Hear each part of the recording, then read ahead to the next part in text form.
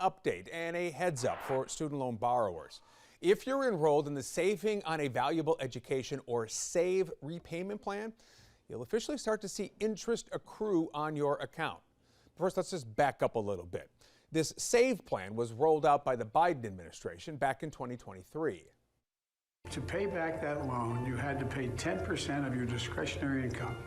That's all the income available to you after you pay for food, housing, and all your basic needs.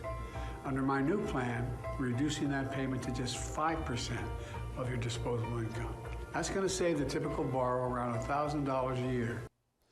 Now, the Department of Education said nearly 8 million people enrolled in the SAVE plan, more than 269,000 of them right here in North Carolina.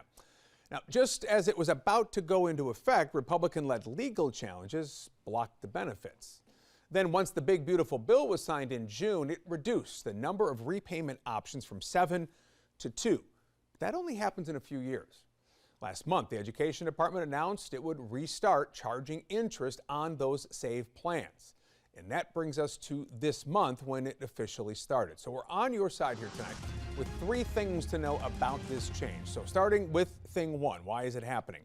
The Department of Education says resuming interest on those loans represents a measure of, quote, fiscal responsibility. America is $36 trillion in debt. We must get our fiscal house in order and restore common sense to our country. If you take out a loan, you have to pay it back. It's very simple. So now to thing 2 here. What does this mean for your payments? Well, an analysis from the Student Borrower Protection Center, that's an advocacy group for people with higher education debt, says the typical borrower could see an increase of about $300 per month because of these new interest charges. But that's going to vary person to person. So the best way for you to check is by going to the loan simulator on the Federal Student Aid website. Finally here, thing 3, your other options. Well, you can opt out, remain in forbearance. That means you won't need to make monthly payments, but keep in mind, you're still going to get charged that interest.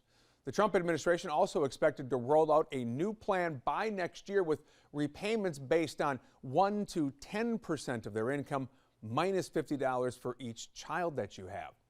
The advice from financial experts is to start making those monthly payments on your interest to prevent your total balance from just growing out of hand. Coming up next.